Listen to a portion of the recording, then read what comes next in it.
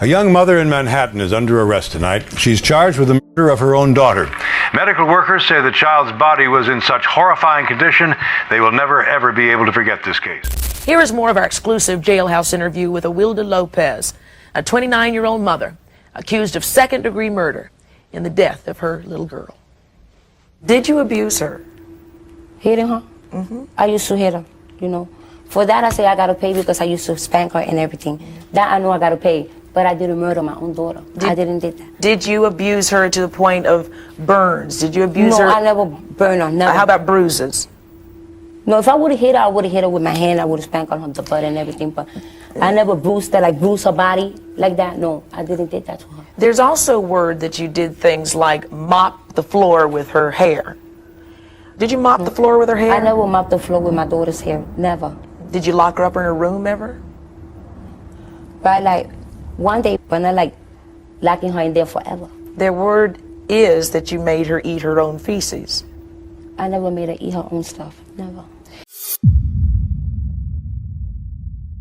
The sound of a child crying is something you never forget. It cuts through walls, through distance, and through time. But sometimes those cries are ignored. Sometimes the people who should listen turn away. And when that happens, tragedy follows. This is the story of a little girl named Elisa Izquierdo. A girl whose short life was filled with hope at first, and then unbearable pain. A girl who wanted nothing more than to be loved, but instead became a symbol of a broken system. Before we continue, if this is your first time here, welcome. We'd love to know where you're watching from. Feel free to share in the comments. And to our amazing community, especially those of you who return week after week to seek justice and raise awareness, you are the reason this channel exists. Every share, every comment, every like is a voice for the voiceless. From the bottom of my heart, thank you. If you want to help protect children by spreading awareness of their stories, consider subscribing because sometimes knowing what happened is the first step to stopping it from happening again. Elisa was born on February 11th, 1989, in Brooklyn, New York. She came into the world like every other child, innocent, pure, and full of potential. But the world she entered was already dangerous for her. Her father, Gustavo, was a hard-working man from Cuba. He was a janitor, not wealthy, not powerful, but deeply loving. He adored Elisa. From the moment she was born, he promised to protect her. He wanted her to have a chance at life, a chance to grow up happy. Her mother, Awilda Lopez, was a very different story. Awilda struggled with drug addiction. She was hooked on crack cocaine and lived a life that was unstable and unsafe. She was not ready to be a mother, and so when Elisa was still just a baby, custody went to her father, Gustavo, and under Gustavo's care, Elisa thrived. She was his pride. Neighbors remembered seeing her dressed neatly, smiling, walking hand in hand with her father. Gustavo would take her to the park, to church, and to school. He wanted Elisa to be educated, to believe in herself. In fact, Elisa got a special chance that many kids never get. She was chosen to attend a private school through a scholarship. The school saw her as bright, polite, and eager to learn. Teachers adored her. One even called her a Cinderella, a child who had faced hardship but was destined for something beautiful. But in life, happy chapters sometimes end too quickly. In 1991, tragedy struck. Elisa's father, Gustavo, was diagnosed with cancer. It came fast, and it was deadly. Within months, his health declined, and soon he was gone. Elisa was just 6 years old, left without the one parent who had truly loved her. After Gustavo's death, the question became, who would take care of Elisa now? The obvious choice should have been someone who loved her, someone safe.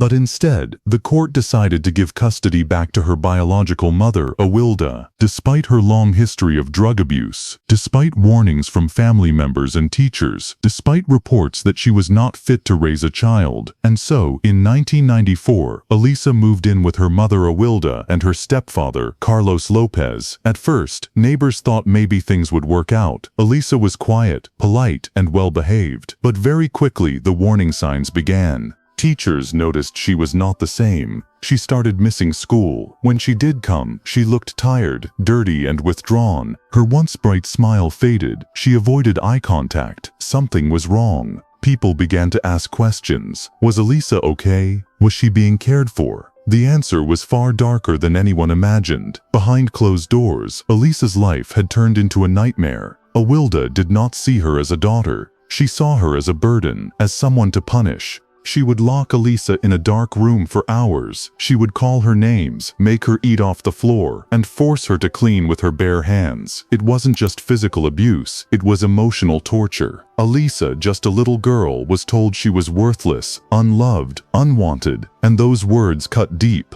One teacher remembered Elisa writing a note saying she wanted to stay at school because home was too scary. Another time, Elisa told a classmate, "I don't want to go back. My mommy doesn't love me." These were red flags, bright, screaming warnings that something was wrong. And yet every time the system failed her. Reports were made, calls were placed, but still Elisa was sent back home. And each time she returned, the abuse grew worse. Neighbors reported hearing screams at night. One neighbor said Elisa would bang on the walls, crying, begging for help. But people were afraid to interfere too much. They thought, the system knows, someone must be handling it. But no one was. One of the most chilling stories came from Elisa's own relatives. A family member once saw Awilda force Elisa to kneel on the floor and lick it clean, as if she was not a child, but an animal. Another time, Elisa was beaten so badly she could barely stand, yet still, nothing was done. It is painful to think about how many adults failed her, how many chances there were to save her, but this is the reality of Elisa's story. She was a child trapped in a home filled with cruelty, and the very people who were supposed to protect her, her mother, her stepfather, and even the child welfare system, turned their backs. The bright little girl who once dreamed of being a dancer was now living in fear every single day. And the worst part, she knew it. She told people she was scared. She gave the world clues, but those clues were ignored. Her father's love had once been her shield. Without him, Elisa was left defenseless, and slowly, piece by piece, the light in her eyes began to fade. The signs of abuse were everywhere. Elisa's teachers saw it, neighbors heard it, relatives whispered about it.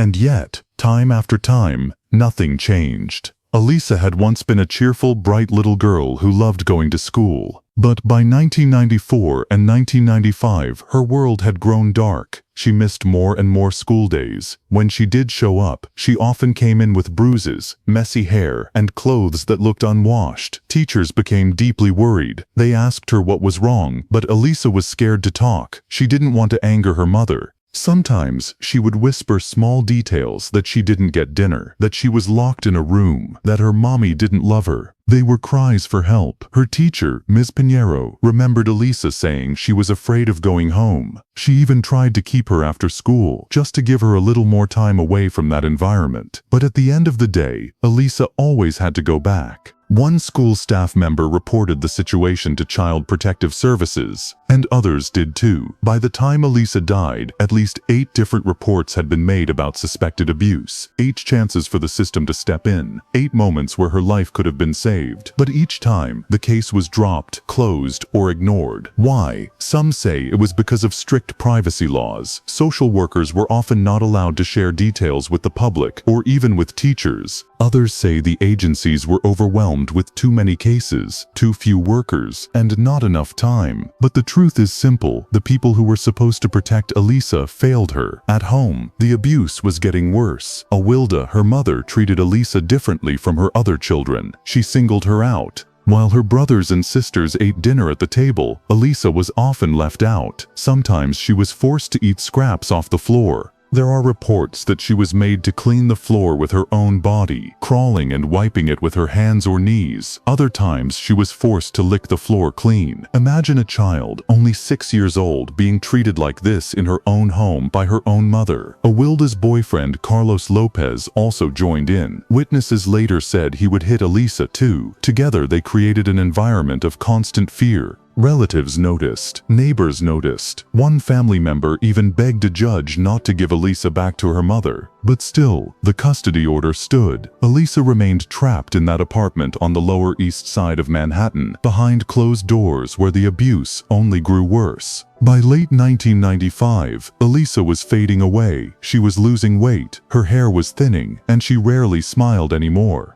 Teachers who once called her a Cinderella now described her as withdrawn, almost like a ghost of the little girl they had known. Some days, she arrived at school with visible injuries, cuts, bruises, and even burns. Each time, explanations were given. Maybe she fell, maybe she got into a fight with siblings, but deep down, the teachers knew something darker was happening. Still, when reports were made, the agencies responded slowly or not at all. Some caseworkers visited, but Elisa's mother would insist everything was fine, and then the file would close again. The system failed to see what was coming. Then came November 1995. That month, Elisa's condition became worse. She stopped showing up to school regularly. When she did, she looked exhausted. Some say she barely spoke in class anymore. On the night of November 22, the abuse reached its tragic end. What exactly happened inside that apartment will never be fully known. But what investigators later pieced together was horrifying. At some point that evening, Elisa suffered a brutal beating. Reports say her head was slammed against a wall or floor. She was hit so hard that her skull cracked. The damage was catastrophic. Her tiny body could not handle the trauma. Elisa collapsed, unconscious. Instead of rushing her to the hospital, Awilda did nothing. She left Elisa lying there, fighting for her life. Some reports say Elisa was left on a mattress, soaked in urine.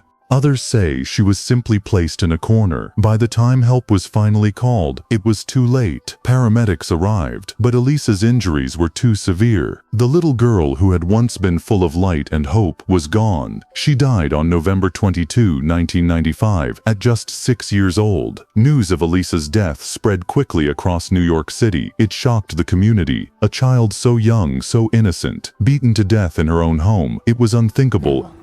These are some of the worst accusations against a They're putting me like if person. I'm a monster, and I'm not a monster. You were called the most hated woman in New York. I want the world to know that. I want them to know that I'm not a monster, the way that they painted me to be.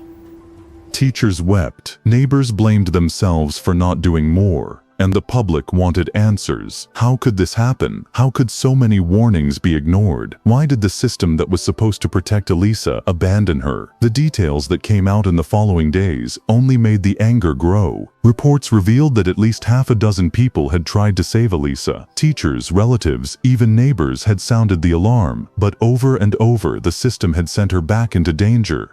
Her story made headlines. Newspapers called her the little Cinderella who never had a chance. Politicians spoke out. Child welfare agencies came under fire. But for Elisa, it was too late. Elisa's funeral was heartbreaking. She was buried in Cypress Hills Cemetery in Brooklyn, not far from where she had been born. Her gravestone carried a message to the world. "World, please watch over the children." Those words became a symbol of her story. A cry for justice, not just for Elisa, but for every child suffering in silence. Elisa's death was not just another case. It was a turning point. People demanded change. They demanded accountability. And soon, new laws would be written in her name. But before justice, there had to be trials. Elisa's mother, Awilda, and her stepfather, Carlos Lopez, were arrested. And what came out in court would horrify the public even more. The story of Elisa Izquierdo is one of the most painful examples of how a system can fail a child, but it is also a story that sparked reform.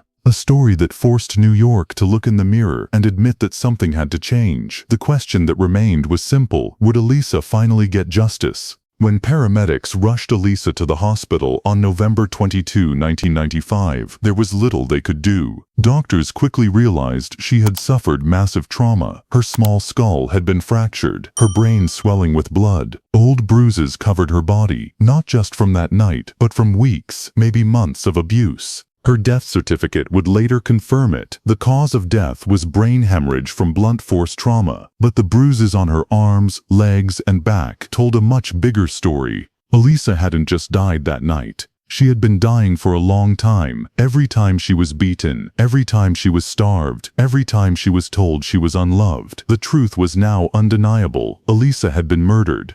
Police wasted no time. They arrested her mother, Awilda Lopez, and her stepfather, Carlos Lopez. Both were charged in connection with Elisa's death. For many, it was no surprise. Teachers, neighbors, and relatives had long suspected them. Now, with Elisa gone, there was no more hiding. The details investigators uncovered were chilling. Elisa's siblings told authorities that Awilda would often call her stupid and worthless. She made her clean the floors with her bare hands, sometimes even forcing her to lick them. Food was withheld as punishment. Sometimes Elisa was locked in a room for hours. Carlos was no innocent bystander either. Witnesses testified that he joined in the abuse. At times, he struck Elisa himself, or at the very least stood by and let it happen. One prosecutor later said, "This was not a single moment of anger. This was torture. This was cruelty, repeated over time by the very people meant to protect her." When Awilda and Carlos were brought before a judge, the city watched closely. The courtroom was filled with reporters, child advocates, and angry citizens who wanted justice for Elisa. Awilda shocked many when she finally spoke. At first, she denied the worst of the allegations.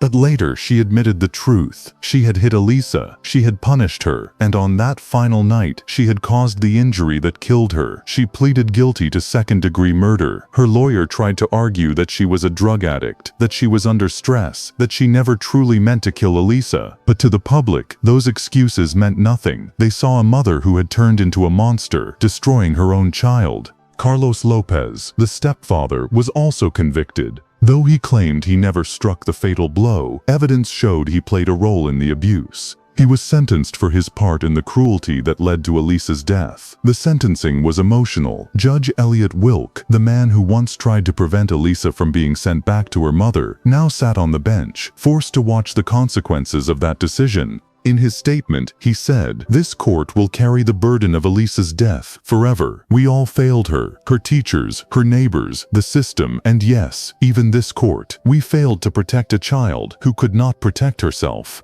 Awilda was sentenced to 15 years to life in prison. Carlos received his own prison term for his involvement. For some, it was justice. For others, it was not nearly enough. The case shook New York City to its core. Newspapers ran Elisa's picture on their front pages, a small girl with big brown eyes who had trusted the wrong people. Headlines called her a modern-day Cinderella whose happy ending never came. The public demanded change. How could a child with so many warning signs slip through the cracks? How could reports from teachers, relatives, and neighbors all be ignored? In December 1995, less than a month after Elisa's death, thousands gathered at candlelight vigils in her honor. They held posters with her face and signs that read, "Never again," and "Protect our children." The outrage grew so loud that lawmakers could no longer ignore it. Just months later, a new law was passed in New York, one that would forever bear Elisa's name. It was called Elisa's Law, and its purpose was simple: to open up the child welfare system to more transparency and accountability. Before, privacy laws had kept many details secret.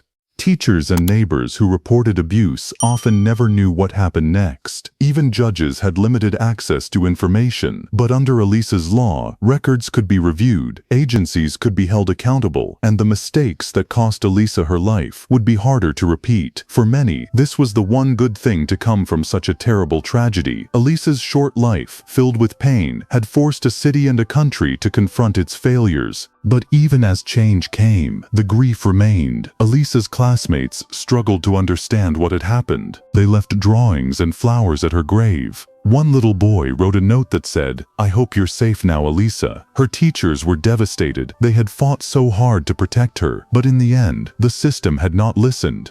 For the people who had loved Elisa, her father's old friends, her teachers, her neighbors, the question never went away. What more could they have done? Stories like Elisa's force us to face uncomfortable truths. They remind us that abuse often hides in plain sight, that children can be trapped in dangerous homes, even when adults around them sense something is wrong, and that without action, without accountability, those children can pay the ultimate price. Elisa Izquierdo was not just a statistic. She was a little girl who loved to draw, who once dreamed of dancing, who wanted to be loved. She was failed by almost every adult in her life, and her death became a warning for all of us. As the years passed, Elisa's Law remained an important part of New York's child welfare reforms. It inspired other states to look at their own systems, to ask tough questions, and to remember the face of one small girl who paid the price of silence. Elisa's grave at Cypress Hills Cemetery became a quiet place of remembrance. On her stone are the words, "World, please watch over the children." It is not just a message for Elisa, it is a plea for every child still trapped in fear, still waiting to be rescued. But Elisa's story doesn't end with laws and reforms. It lives on in the hearts of those who remember her, and it forces us to ask, how many other Elisas are still out there today?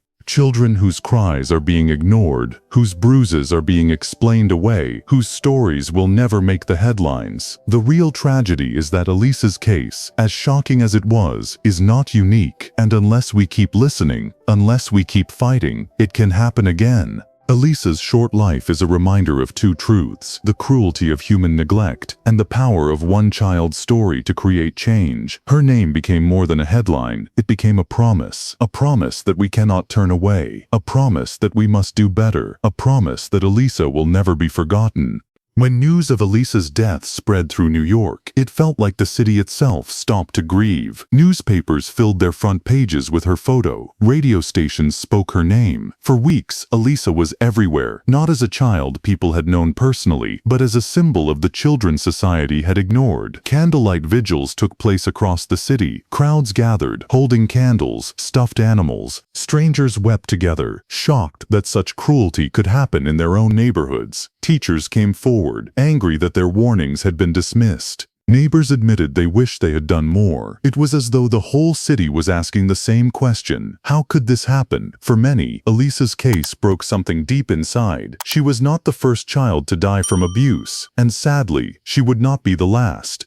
But the sheer number of warnings ignored made her case impossible to forget. Her death highlighted a truth many did not want to face. Children could scream for help, and still no one might come. The outrage soon spread beyond New York. Across the country, people discussed child abuse and the role of child protective services. The question became national: how many other children were being failed right now? It was clear Elisa's story had struck a nerve, and out of that anger came change. In early 1996, lawmakers passed Elisa's Law, also known as the New York State Child Protective Services Reform Act. This law changed the way the system worked. It allowed more transparency in child abuse cases. Teachers, social workers, and even judges could finally access more information. It held agencies more accountable, and it gave people on the front lines, like teachers and neighbors, more power to make sure warnings were not ignored.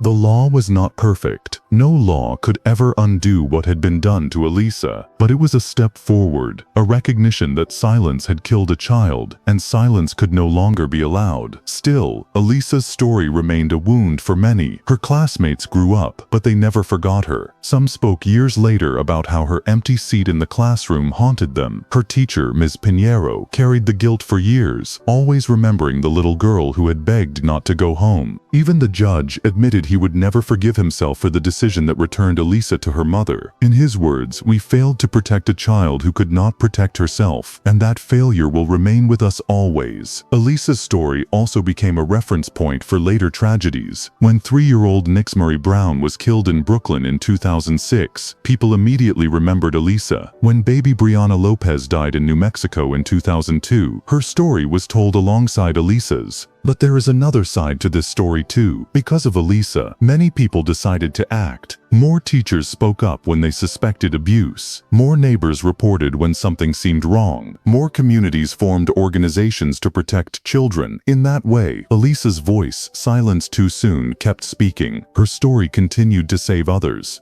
And so, as we close this story, I want to leave you with Elisa's message, the words written on her gravestone: "World, please watch over the children." It is not just a plea, it is a duty. Before we go, I want to thank each of you who watched this far. You are part of a community that refuses to look away. Every time you share these stories, every time you comment, every time you raise awareness, you become a voice for the voiceless. If you believe in protecting children, if you believe that stories like Elisa's deserve to be told so they are never repeated, please consider subscribing, because sometimes knowing what happened is the first step to stopping it from happening again. Together, we can make sure Elisa Izquierdo is never forgotten.